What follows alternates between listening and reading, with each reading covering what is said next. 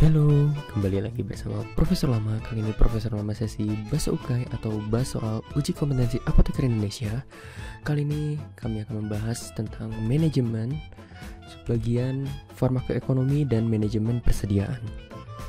Oke, buat teman-teman yang baru pertama kali lihat channel ini, jangan lupa untuk klik subscribe ya teman-teman, untuk terus update terhadap soal-soal UK yang terbaru, oke? Teman-teman jangan lupa kerjakan soal ini dengan jujur ya. Lalu kalau misalkan lihat simbol seperti ini, jangan lupa untuk di pause dulu untuk memahami soal atau untuk ngitung ya teman-teman. Oke, jangan lupa catat juga jawabanmu di selembar kertas ya.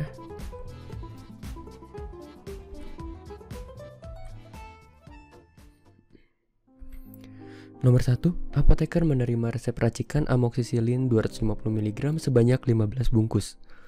Apotek mengambil keuntungan 20% untuk setiap tablet. Harga tablet amoksisilin 250 mg adalah Rp1.000 per tabletnya, dengan biaya jasa peracikan sebesar Rp10.000. Jadi berapa harga yang harus dibayarkan oleh pembeli? A. 18.000, B. 22.000, C. 25.000, D 28.000 atau E 32.000. Oke, silakan pause videonya sejenak teman-teman untuk berhitung.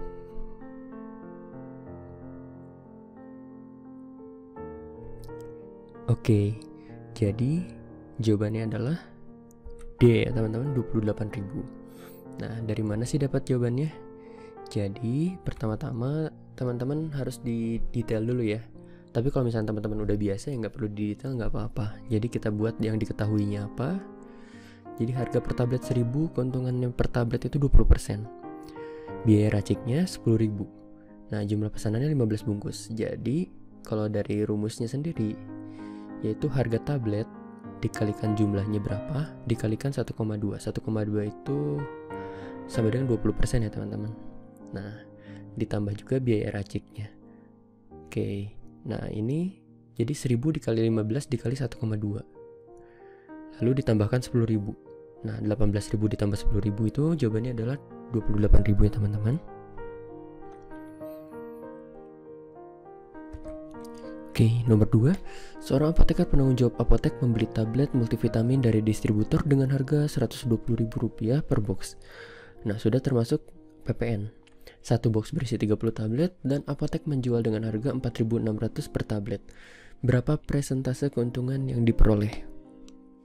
A 10%, B 15%, C 20%, D 25% atau E 30%. Oke, pause videonya sejenak teman-teman untuk berhitung lagi.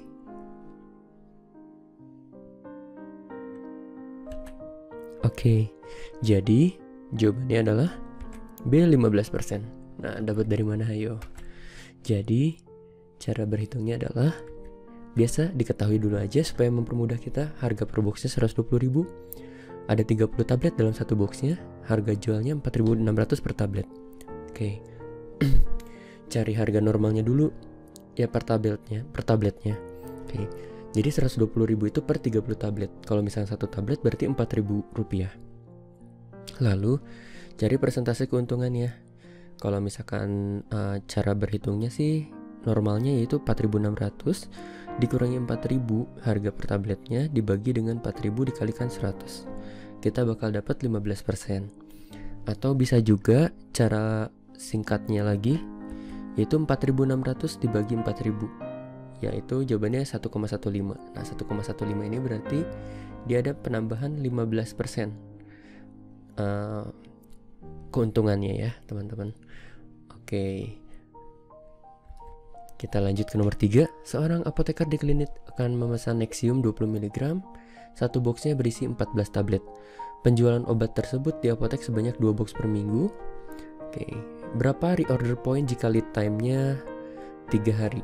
Jika safety stock-nya 7 tablet. Nah, lead time ini periode waktu antara pemesanan pelanggan dan waktu pemesanan selesai dikerjakan oleh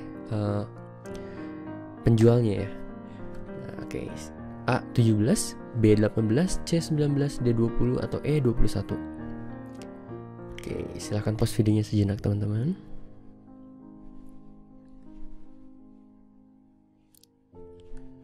Oke, jadi jawabannya adalah C19. Nah, jadi gimana sih caranya? Biasa diketahui dulu satu boxnya 14 tablet. Kalau misalkan 2 box per minggu berarti 28 tablet per minggunya. Nah, safety stocknya itu 7 tablet. Nah, lead time-nya 3 hari. Oke, jadi kita harus cari dulu berapa tablet per hari yang kita butuhkan. 28 tablet seminggu, jadi bisa kita sebut juga 4 tablet per hari. Jadi 28 dibagi 7 ya teman-teman. Nah, lalu kita masukkan ke rumus lead time atau LT dikali 4 tablet.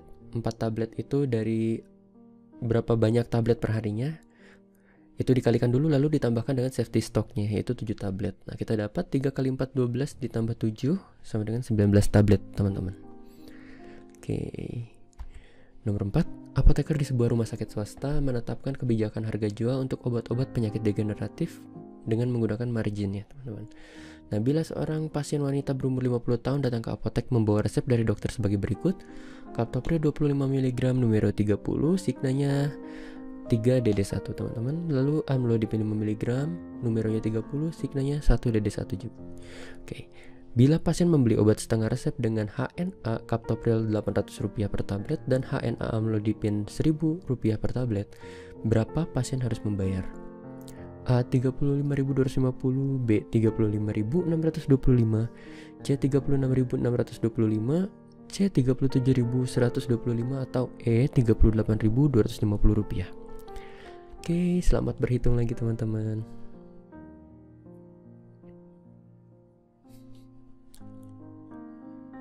Oke, pasti udah tahu jawabannya ya teman-teman ya. Jadi jawabannya adalah D. Rp37.125. Nah, jadi pembahasannya gimana teman-teman? Oke, pasien harus membayar itu kita sebut juga dengan HJA ya, harga jual apotik. Oke, nah HNA ini harga neto apotik. Dimana harga neto apotik ini dimana harga yang kita beli dari distributor. Oke, lalu kita kalikan dengan PPN ya, pajak pembangunan negara 10%, lalu kita kalikan lagi dengan markup 25%. Nah, markup ini bisa beda-beda ya, cuman umumnya itu 25%, bisa juga 30%. Tergantung dari apotik atau instansinya ya. Oke, nah, jadi kita langsung masukkan aja ke perhitungan. Untuk Captopril sendiri kita masukkan 15 tablet ya. Oh ya, ini setengah resep ya, teman-teman. Jadi kita hargainnya setengah juga. 15 dikalikan 800 dikalikan 1,1. Nah, 1,1 ini berarti 10% ya, teman-teman. Penambahan 10%, lalu dikalikan juga 1,25. 25%-nya dari markup. Oke. Totalnya 16.500. Lalu kita masukkan juga yang amlodipin 15 dikali 1000 dikalikan 1,1 dan juga dikalikan 1,25. Hasilnya 20.625. Lalu kita jumlahkan. Hasilnya adalah Rp37.125. Jawabannya adalah D ya teman-teman.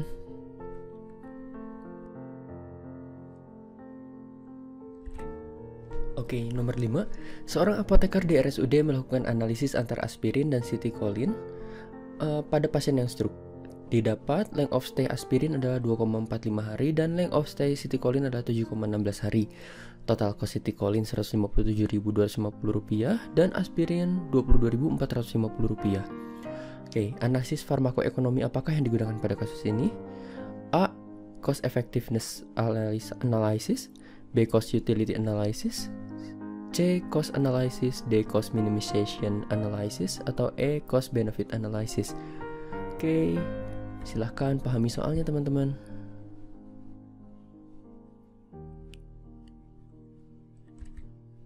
Oke, jadi jawabannya adalah A. Cost effectiveness analysis ya teman-teman. Oke, ini hanya contoh soal ya teman-teman. Jadi soal ini enggak aku juga dapetin dari kiriman soal dari teman-teman lainnya untuk dibahas di sini. Tapi soal ini enggak menunjukkan yang sebenarnya ya teman-teman. Jadi kalau misalkan ingin melihat LOS-nya yang sebenarnya atau total cost yang sebenarnya, itu harus dilakukan penelitian atau bisa dilihat di beberapa jurnal-jurnal ilmiah. Oke, jadi CEA atau Cost Effectiveness Analysis ini menggunakan efek terapeutik sebagai outcome-nya. Oke, salah satunya adalah long of stay-nya, lama dirawat di rumah sakit. Oke, kita Kita lanjut nomor 6, apoteker sedang merencanakan pengadaan di puskesmas tempat ia bekerja. Berapa stok minimal yang harus ada di puskesmas bila pengadaan dilakukan setiap 6 bulan, dengan lead time-nya 2 bulan dan rata-rata penggunaan obat 1000 tablet setiap bulan? A. 2000 tablet, B. 4000 tablet, C. 6000 tablet, D. 8000 tablet, atau E. 10000 tablet. Oke, selamat berhitung lagi teman-teman. Oke, jadi jawabannya adalah D. 8000 ya teman-teman. Nah, dapatnya dari mana? Jadi biasa diketahui dulu, yaitu 1000 tablet per bulan. Lead time-nya 2 bulan, yaitu 2000 tablet. Pengadaannya 6 bulan, yaitu 6000 tablet ya. Kita langsung hitung aja, dikalkulasikan aja. Jadi stok minimalnya adalah lead time-nya dikalikan dulu dengan 1000, tadi 2000 ya teman-teman. Dan pengadaannya juga dikalikan 1000, jadi 6000. Lalu dijumlahkan, totalnya adalah 8000 tablet. Itu stok minimalnya ya teman-teman. Kita lanjut ke nomor 7. Seorang apoteker melakukan perencanaan obat OTC atau over the counter di sebuah rumah sakit. Nah, selama tahun berjalan ada kelebihan stok item dan kekurangan obat life saving. Metode apa yang tepat agar tidak terjadi kekurangan obat dan kelebihan stok? A. Analisis ABC, B. Analisis Venn, C. Metode EOQ, D. ABC dan EOQ, atau E. ABC dan Venn. Oke, jadi pause videonya dulu teman-teman, silahkan pahamin.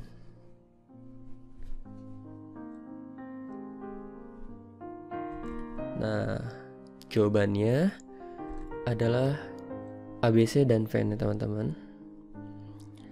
Nah, jadi metode gabungan ABC dan Venn ini digunakan untuk melakukan pengurangan obat intinya. Jadi dibantu dengan adanya analisis Venn, obat-obatan vital ini bisa terbantu, nggak kekurangan, tapi kita juga nggak kelebihan stok item obat yang nggak begitu vital yang ada di rumah sakit kayak gitu. Oke, kita lanjut ya teman-teman. Nomor 8, sebuah apotek menggunakan pengendalian model ABC ya teman-teman, Always Better Control, untuk manajemen persediaannya. Nah, berdasarkan model tersebut, sebuah obat dengan kumulasi 80% termasuk ke dalam kelompok apa teman-teman? A. Kelompok A, B. Kelompok B, C. Kelompok C, D. Kelompok A dan B, atau E. Kelompok B dan C. Oke, pause videonya sejenak teman-teman.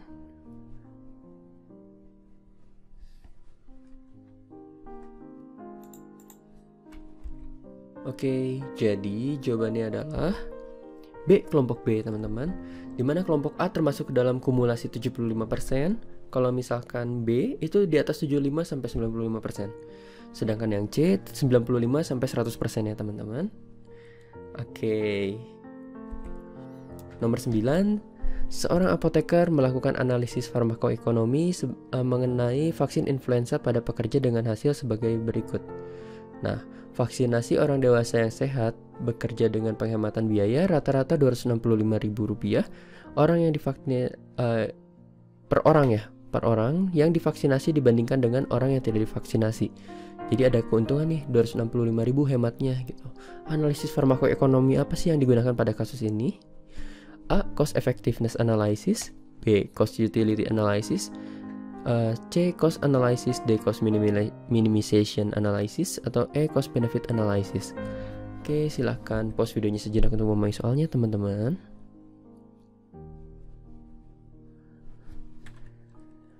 Oke, jadi jawabannya adalah E. Cost benefit analysis. Nah, di sini cost benefit analysis ini membandingkan biaya penyelenggaraan vaksinasi dengan yang tidak divaksinasi. Oke, ini dari IAI ya teman-teman referensinya. Nomor 10, suatu rumah sakit atau apotek ingin menganalisis penggunaan, maksudnya suatu rumah sakit, suatu apotek yang ada di rumah sakit maksud saya. Nah, ingin menganalisis penggunaan obat menggunakan metode farmakoekonomi. Outcome yang diharapkan adalah kepuasan pasien terhadap kesembuhan penyakit berdasarkan mortalitas dan morbiditas. Oke, metode farmakoekonomi apa yang dimaksud? A. Cost effectiveness analysis, B. Cost utility analysis, C. Cost analysis, D. Cost minimization analysis, atau E. Cost benefit analysis. Oke, silakan pause videonya sejenak ya.